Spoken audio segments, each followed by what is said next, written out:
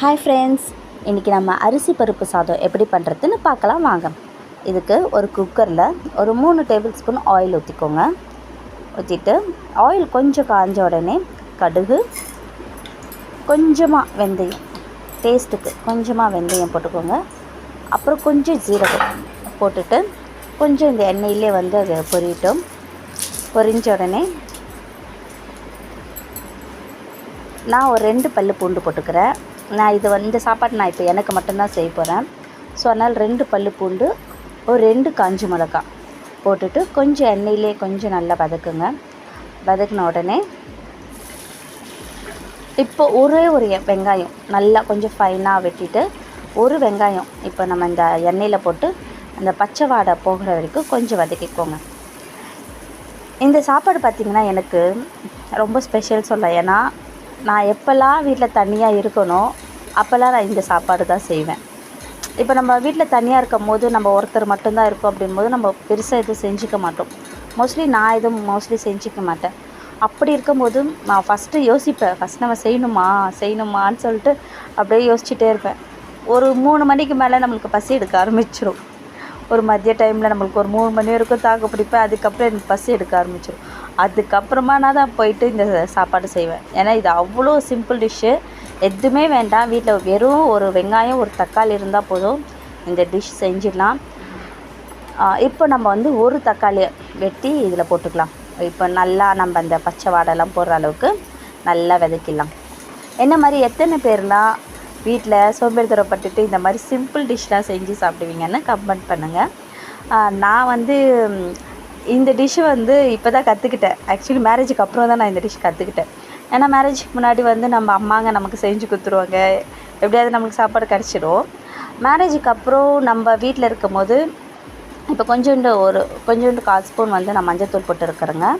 அதுக்கப்புறம் தேவையான அளவு கல்லுப்பு போட்டுக்கோங்க. மேரேஜுக்கு அப்புறம் தான் நம்ம ஹஸ்பண்ட்லாம் ஆஃபீஸ் போன பிறகு நம்ம வீட்டில் எப்பயாச்சும் இருக்கும்போது சம்டைம்ஸ் நம்ம வீட்டில் தனியாக இருக்கும்போது நம்மளுக்கு மட்டும்தானே செய்யணும், எதுக்கு செய்யணும் அப்படின்னு யோசிச்சுட்டு நான் என்ன பண்ணுவேன்னா இந்த சாப்பாடு செய்வேன். இல்லைன்னா ரொம்ப சிம்பிளான அந்த குஸ்கா மாதிரி தக்காளி சாதம் மாதிரி செஞ்சுருவேன். இல்லைன்னா இப்போ இது அரிசி பருப்பு சாதம்.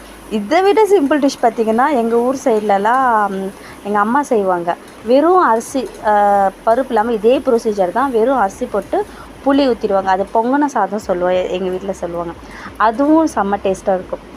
இதுதான் செய்வேன். இப்போ தான் நான் இந்த மாதிரி ரொம்ப சிம்பிள் டிஷ்லாம் நான் கற்றுக்கிறேன். ஸோ பேச்சுலர்ஸ் யாராவது பார்க்குறீங்கன்னா இந்த மாதிரி சிம்பிள் டிஷ் நீங்கள் பண்ணி பாருங்கள். ரொம்ப ரொம்ப நல்லாயிருக்கும். சிம்பிளாக இருக்கே நல்லா இருக்குமான்னு யோசிக்காதீங்க, ஆனால் ரொம்பவே நல்லாயிருக்கும். நான் இப்போ பிஞ்ச் அளவு பெருங்காயத்தூள் போட்டுக்கிறேன். பெருங்காயத்தூள் போட்டு நல்லா வதக்கிட்டு நம்ம மூடி வச்சிடலாம். வீட்டில் காய் எதுவுமே இல்லைனாலும் நான் இந்த டிஷ் பண்ணுவேன். ஆக்சுவலி என் ஹஸ்பண்டுக்கு பார்த்திங்கன்னா அவங்களுக்கு இந்த மாதிரி டிஷ்லாம் பிடிக்காது. அவங்களுக்கு சாப்பாடு தனியாக, குழம்பு தனியாக அந்த மாதிரி தான் செய்யணும். ஸோ எனக்கு அப்படிலாம் இல்லை. நம்ம வெரைட்டி ரைஸ் நிறைய சாப்பிட்றவங்க நம்மலாம். ஸோ நல்லா ரொம்ப சோம்பேறித்தனமாக இருக்கா, என்ன பண்ணுறது, ஓகே எடு நம்மளோட பொருள் அரிசி பருப்பு சாதம் பண்ணுவோம். செமையாக இருக்கும், வேறு லெவலில் இருக்குங்க. ஆனால் டேஸ்ட் நிஜமாக நல்லாயிருக்கும். பேச்சுலர்ஸ் யாராவது இருந்தீங்கன்னா வெறும் வெங்காயம் தக்காளி மட்டும் போதும். அரிசி வீட்டில் இருக்கும், பருப்பு வீட்டில் இருக்கும். அதை வச்சு ஒரு சிம்பிள் டிஷ் பண்ணுங்கள். தண்ணி கொதித்தோடனே அந்த ஊற வச்ச அரிசி பருப்பை நல்லா வாஷ் பண்ணிவிட்டு இதில் போட்டுக்கோங்க. போட்டுவிட்டு இப்போ நம்ம என்ன பண்ணுறோன்னா மூடி போட்டு மூடிடலாம். இது ஒரு 3 to 4 விசில், ஓகேங்களா? கொஞ்சம் குழையணும், இது ரொம்ப உதிரியாக இருக்கக்கூடாது இந்த சாப்பாடு. ஸோ அதனால் ஒரு 3 to 4 விசில் வச்சிட்டிங்கன்னா கொஞ்சம் குழஞ்சிடும். குழஞ்ச உடனே நம்ம எடுத்து சாப்பிட்டோன்னா வேறு லெவலில் இருக்கும். இதுக்கு நான் நம்மளுக்கு இது செய்யவே சோம்பேறித்தனமாக இருக்கும் சம்டைம்ஸ். அதனால் நான் பொரியெல்லாம் பண்ண மாட்டேன்.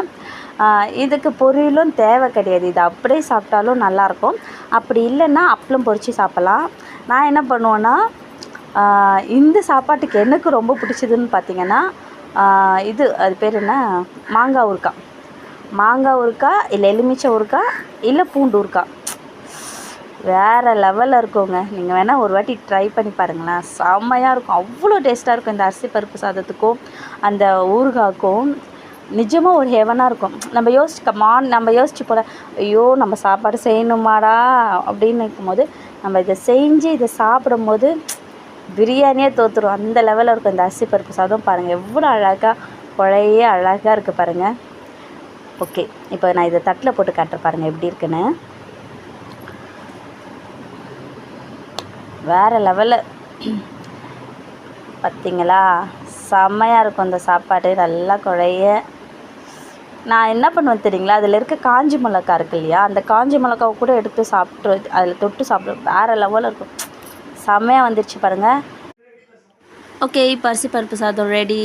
இந்த வீடியோ உங்களுக்கு பிடிச்சிருந்தா லைக் பண்ணுங்கள், சப்ஸ்கிரைப் பண்ணுங்கள். நான் சாப்பிட போகிறேன். பாய்.